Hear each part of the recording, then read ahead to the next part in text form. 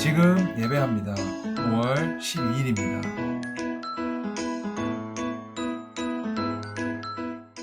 오늘 하나님께서 우리에게 주시는 말씀은 역대하 6장 22절부터 31절입니다. 함께 보겠습니다.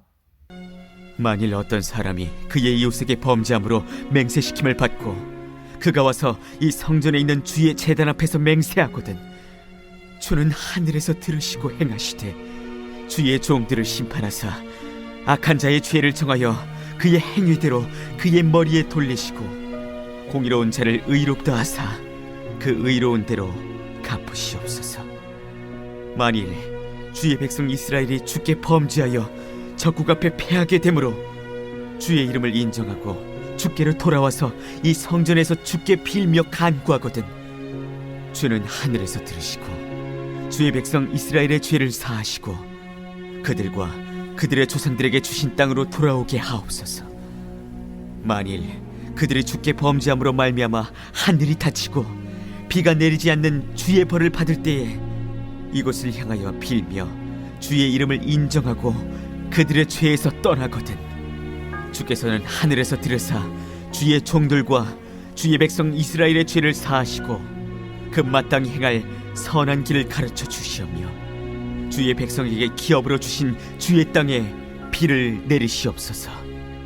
만일 이 땅에 기근이나 전염병이 있거나 곡식이 시들거나 깐부기가 나거나 메뚜기나 황충이 나거나 적국이 와서 성읍들을 에워싸거나 무슨 재앙이나 무슨 질병이 있거나를 막론하고 한 사람이나 혹 주의 온 백성 이스라엘이 다 각각 자기의 마음의 재앙과 고통을 깨닫고 이 성전을 향하여 손을 펴고 무슨 기도나 무슨 간구를 하거든 주는 계신 곳 하늘에서 들으시며 사유하시되 각 사람의 마음을 아시오니 그의 모든 행위대로 갚으시옵소서. 주만 홀로 사람의 마음을 아심이니이다. 그리하시면 그들이 주께서 우리 조상들에게 주신 땅에서 사는 동안에 항상 주를 경외하며 주의 길로 걸어가리이다. 오늘도 주님만이 나의 생명 되시고 나의 피난처가 되십니다. 내가 기도할 때 들으시고 내가 언제 어디에 있든 늘 나와 함께 하시는 주님을 찬양합니다. 오늘도 하나님의 놀라운 뜻이 우리의 삶 가운데 이루어지게 하여 주시옵소서. 예수님의 이름으로 기도합니다. 아멘.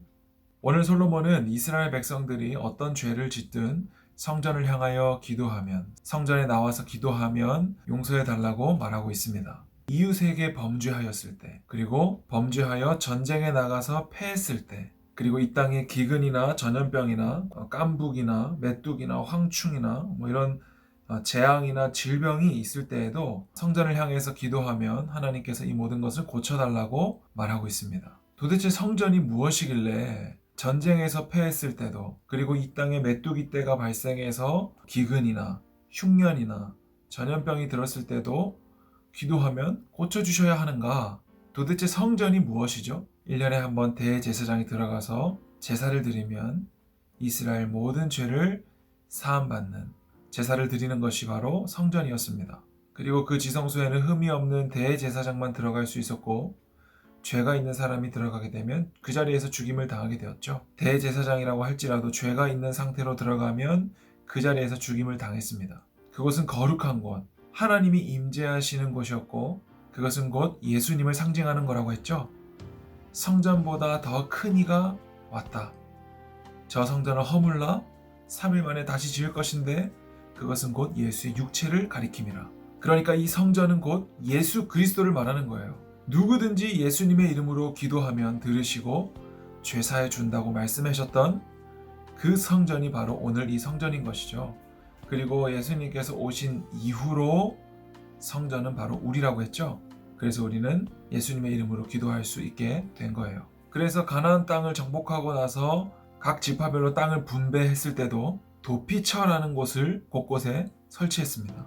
요즘 이 사회는 작은 죄만 지어도 그 사람을 죽이지 못해서 안달이 나 있는 분노 사회인데요. 하나님의 나라는 물론 죄를 지으면 심판을 받는 건 맞지만 그 죄인들도 피할 수 있는 도피처를 마련해 두었다는 거예요.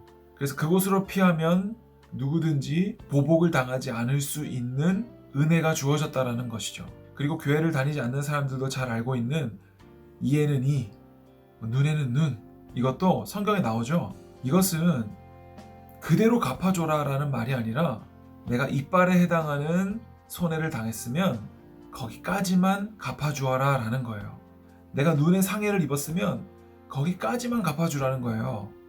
내가 분노해서 그 이상으로 하지 말라는 거예요. 저 사람 때문에 내 이빨이 깨졌는데 가서 죽이지 말라는 거예요. 그게 바로 눈에는 눈, 이에는 이, 성경에서 말하는 동해보복법이라는 거예요. 근데 우리는 어떻게 해요? 그 이상으로 처벌받게 해라. 여러분, 하나님 나라는 원인과 결과로 이루어지지 않습니다. 내가 이만큼 했으니까 이만큼, 이런 것이 아니라 하나님의 나라는 은혜로 이루어지는 나라예요. 물론 죄를 저질렀으면 거기에 대한 심판이 있는 건 맞습니다. 그러나 그 대가를 누가 치렀냐면 예수님이 치르셨다는 것이죠. 그리고 그 예수님을 믿는 사람들은 예수님이 다 치르셨으니까 이제부터 내 마음대로 산다라고 말할 수 없다는 거예요. 그 은혜를 아는 자라면. 그래서 성령의 열매는 성령을 모시고 있는 사람이라면 누구나 맺게 된다는 거예요. 포도나무 가지는 포도나무에 붙어 있기만 하면 열매를 맺어요. 이렇게 하나님의 모든 은혜를 아는 자들, 하나님을 믿는 자들은 31절에 항상 주를 경외하며 주의 길로 걸어가리이다. 항상 주를 경외, 두렵고 떨림으로 하나님을 사랑하고 이웃을 사랑하게 된다는 것입니다. 여러분, 오늘 하루도 나는 구원받았으니까 내 마음대로 살래, 이게 아니라 성령의 열매는 성령이 맺으시니까 난 아무 노력도 안 할래, 이것이 아니라 나에게 주어진 모든 시간 가운데 하나님을 더 사랑하고 이웃을 더 사랑할 수 있는 방식으로 오늘 하루를 살아갈 수 있는 우리 중등부가 되기를 축복합니다. 기도하겠습니다. 하나님, 오늘도 주님을 더욱 사랑하기 원합니다. 오늘도 내가 만나는 모든 사람들을 더 사랑하기 원합니다.